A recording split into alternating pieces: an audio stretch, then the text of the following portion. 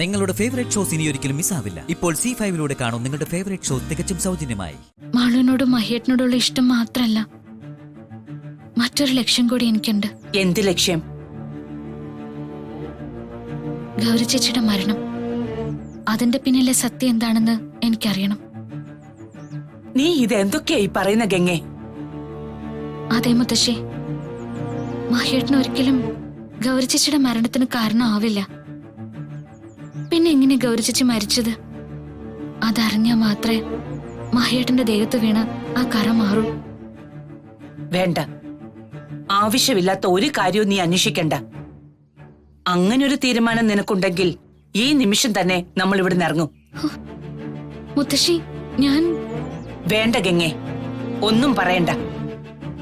അതിന്റെ പുറകെ പോകാനാണ് നിന്റെ തീരുമാനമെങ്കിൽ ഈ വീടുമായി നിനക്ക് യാതൊരു ബന്ധവും ഉണ്ടാവില്ല. ഈ വീടിന്റെ പടി പോലും നീ ഇനി ചവിട്ടില്ല. വേണ്ട മുത്തശ്ശി, അങ്ങനെ പറയരുത്. ഈ വീട്ടിൽ നിന്ന് ഇറങ്ങേണ്ടി വന്ന കരക്കെടുത്തിട്ട മീനിന്റെ അവസ്ഥയാവും എന്റേത്. മാളും മഹേട്ടനും എന്റെ ജീവന്റെ ഭാഗ.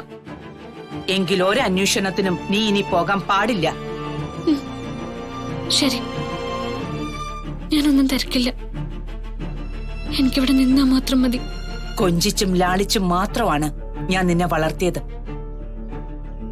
ഇന്നുവരെ ശാസിക്കുകയോ ശിക്ഷിക്കുകയോ ചെയ്തിട്ടില്ല. അതിനുള്ള അവസരവും നീ ഉണ്ടാക്കിയിട്ടില്ല.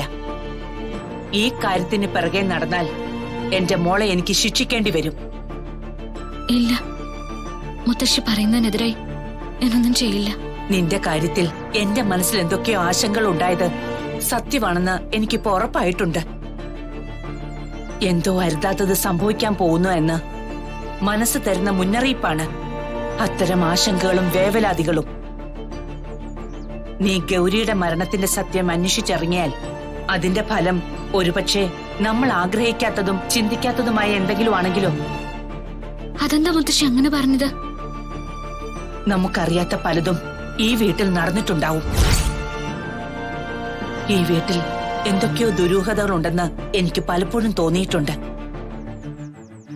അതൊക്കെ സത്യമാണെങ്കിൽ നീ ഗൗരിയുടെ മരണം അന്വേഷിച്ചു പോയാൽ നിനക്കും ഗൗരിയുടെ അതേ അനുഭവം വന്നാലോ?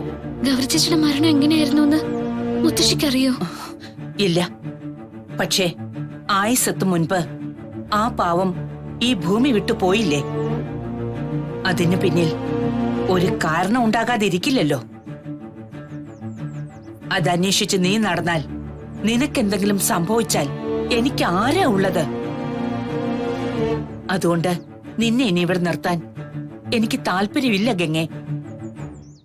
ഇല്ല മുത്തശ്ശി, ഞാനിനി ഒന്നും അന്വേഷിച്ച് നടക്കില്ല.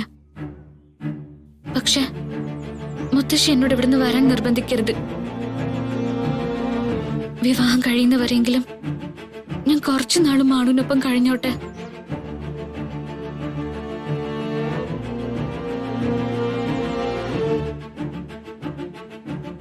ശരി, നിന്റെ ഇഷ്ടം ഞാൻ തടയുന്നില്ല.